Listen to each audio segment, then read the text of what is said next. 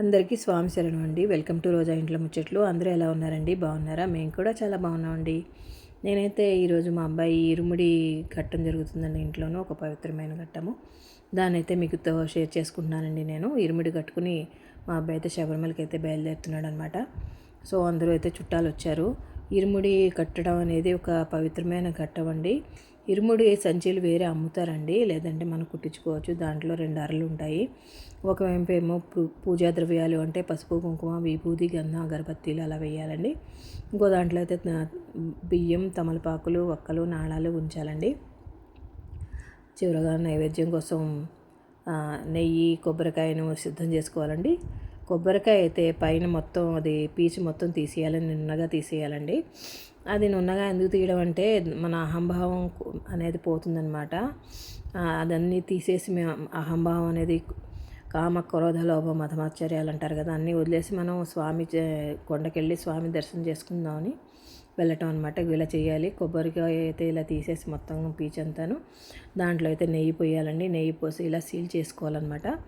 Seal చేసుకుని ఆ సంచిలో పెట్టుకోవాలండి. ఇరుముడి సంచిలోను పెట్టుకుని బియ్యం అయితే అందరూ వేయాలని మొత్తం అంటే చుట్టాలు వస్తే రావచ్చు, మన ఇష్టం అది. ఇంట్లో వాళ్ళైతే కంపల్సరీగా బియ్యం వేయాలి. బియ్యము నాళాలు కానీ లేకపోతే డబ్బులు కానీ వేయాలండి. దాంట్లో వేస్తే అదేంటంటే మనం అక్కడికి వెళ్ళినప్పుడు ఆ ఇరుముడిలో బియ్యం మొత్తం నాణాలు, బియ్యం, డబ్బులు అన్నీ కూడా అక్కడ మనం స్వామివారికే చేరుతాయండి. అవి ఆ నెయ్యితోటి అయితే స్వామిగారు అక్కడికి వెళ్ళిన తర్వాత స్వామివారికి అయితే అభిషేకం చేస్తారండి, మనం పట్టుకెళ్ళిన నెయ్యితోటి. సో అయితే ఇవన్నీ రెడీ చేసుకున్నామండి. శరణ్ ఘోషతోటి మొత్తం ఇల్లంతా మాకు చాలా బాగా అనిపించిందండి. అందరూ కూడా భజన చేసుకున్నామండి. స్వామి శరణమయ్యప్ప అని, ఓం స్వామి శరణమయ్యప్ప అని చెప్పేసి భజన అయితే చేసుకున్నామండి.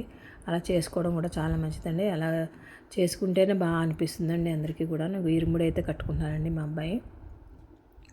ఆ శరణ్ ఘోష్ చెప్పి మొత్తం అంతా కూడా శరణ్ ఘోష్ చెప్పేటప్పుడు అలాగా జ్యోతి వెలుగుతూ ఉండాలండి, కర్పూరం అలా వెలుగుతూ ఉండాలి. ఇరుముడైతే మా అబ్బాయి కట్టుకుంటున్నాడు, ఎందుకంటే గురుస్వామి అయ్యారండి మా అబ్బాయి, అందుకని తనే కట్టుకుంటున్నారనమాట.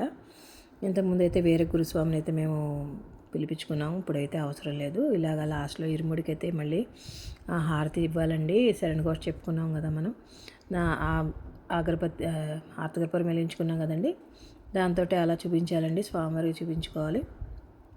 చూపించుకుని ఆ ఇరుముడిని అయితే తల మీద పెట్టుకుని బయలుదేరాలండి. స్వామి శరణమయ్యప్ప అనుకుంటారు. చాలా నియమాలు, నిష్టలు పాటించి అయితే ఇది బయలుదేరాలండి. మనము 41 రోజులు కూడా పొద్దున్న సాయంత్రం కూడా చన్నీళ్ళు స్నానం చేయాలండి. నేల మీద పడుకోవాలి. మేమైతే ఉల్లిపాయ, వెల్లుల్లిపాయ ఏదైనా ముట్టుకోమన్నమాట. నాన్ వెజ్ తినేవాళ్ళు వాళ్ళైతే అలాంటివి ఏమి ముట్టుకోకూడదు. అదిగో ప్రదక్షిణ చేస్తున్నారండి మా అబ్బాయి. స్వామి శరణం అనుకుంటాను. మీరు కూడా ఒకసారి స్వామి శరణం అని చెప్పేసి కామెంట్ చేయండి. లేకపోతే మీకు అందరికీ కూడా ఇది నచ్చితే కనుక లైక్ చేయండి ఫ్రెండ్స్. బయలుదేరి వెళ్తున్నారండి మా అబ్బాయి అయితే. ఫ్లైట్కి అనమాట వెళ్తున్నారు మా కేరళకి. దానికోసం అని చెప్పేసి మేమైతే బుక్ చేసామండి. కార్ అయితే క్యాబ్ అయితే బుక్ చేసుకున్నాము. ఆ క్యాబ్ వాడైతే హ్యాండ్ ఇచ్చాడు. సో మా అబ్బాయి అయితే ఇంకా ఇరుముడి ఇలా పెట్టుకుని ఇంకా తన కార్లోనే బయలుదేరదాం అని చెప్పేసి డిసైడ్ అయిపోయారండి. సేపు అయిపోయిన తర్వాత ఒక కొబ్బరికాయ అయితే మనం కిందకి తీసుకెళ్ళి వెళ్ళేటప్పుడు కొట్టాలండి ఆ కొబ్బరికాయ. నెక్స్ట్ ఏంటంటే ఇరుముడి అయిపోయిన తర్వాత మాట్లాడకూడదండి స్వామి. అసలు ఎవరితోటి కూడా మాట్లాడకుండా, ఎవరు కూడా జాగ్రత్త అని చెప్పకూడదు, లేకపోతే వెళ్ళిరండి అని చెప్పకూడదు. అలాంటివి ఏమి మనం కూడా చెప్పకూడదండి. బాయ్ అని కూడా చెప్పకూడదు కనీసం. వెళ్ళేటప్పుడు అయితే ఇలా కొబ్బరికాయ కొట్టేసి మా అబ్బాయి అయితే మా స్వామి బయలుదేరిపోయారండి. ఎయిర్పోర్ట్కి అయితే వెళ్తున్నారనమాట. బాయ్ కూడా చెప్పకూడదండి, వెళ్ళి వస్తారని చెప్పకూడదు. మేము కూడా వెళ్ళండి అని కూడా మనం కూడా చెప్పకూడదండి. ఈ నియమాలన్నీ పాటించాలండి. ఎయిర్పోర్ట్కి వెళ్ళే వరకే మాట్లాడకుండా ఉండాలండి, తర్వాత మామూలేను. ఇదండి ఈ ఎపిసోడ్. మీకైతే నచ్చితే కనుక ఒక లైక్ చేయండి. స్వామి శరణం అని కామెంట్ చేయండి. Bye everyone.